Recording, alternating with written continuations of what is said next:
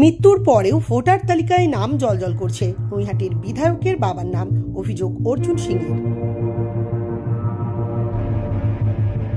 মৃত্যুর পরেও ভোটার তালিকায় নাম জ্বলজ্বল করছে নৈহাটির বিধায়ক সনৎ দের বাবার নাম, এমনটাই অভিযোগ প্রাক্তন সাংসদ তথা বিজেপি নেতা অর্জুন সিংয়ের।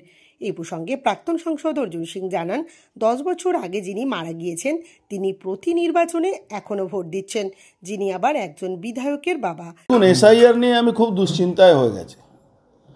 এসআইআর এর পদ্ধতি নিয়ে দুশ্চিন্তা সব থেকে বেশি হয়ে গেছে। ইলেকশন কমিশনের ভূমিকা নিয়ে আমার সন্দেহ বারবার উঠছে কি একটা বিধায়কের বাবা 10 বছর ধরে ভোট দিয়ে যাচ্ছেন, এটা কি সম্ভব? ইলেকশন কমিশন তো পশ্চিমবাংলা আগেও ছিল, আজকেও আছে।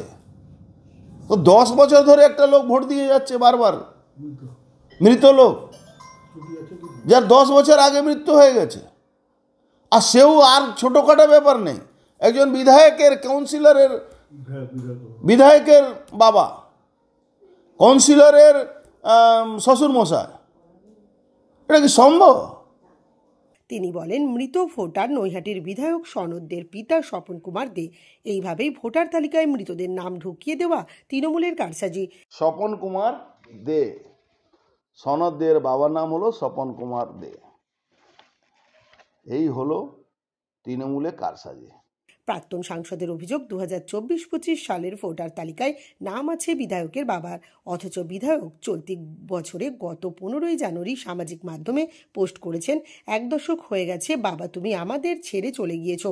তাহলে মৃত ভুয়ো অনুপ্রবেশকারী কিংবা রোহিঙ্গাদের ভরসায় তৃণমূল কংগ্রেস কি বাংলায় ক্ষমতায় টিকে থাকতে চাইছে? এমনই প্রশ্ন বিজেপি নেতা অর্জুন সিংয়ের।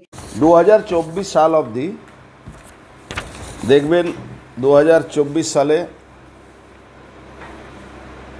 সনৎ দে যিনি নৈহাটির বিধায়ক, তার বাবা ভোটার লিস্টে নাম আছে, উনি জীবিত আছেন ভোটার লিস্টের হিসাবে।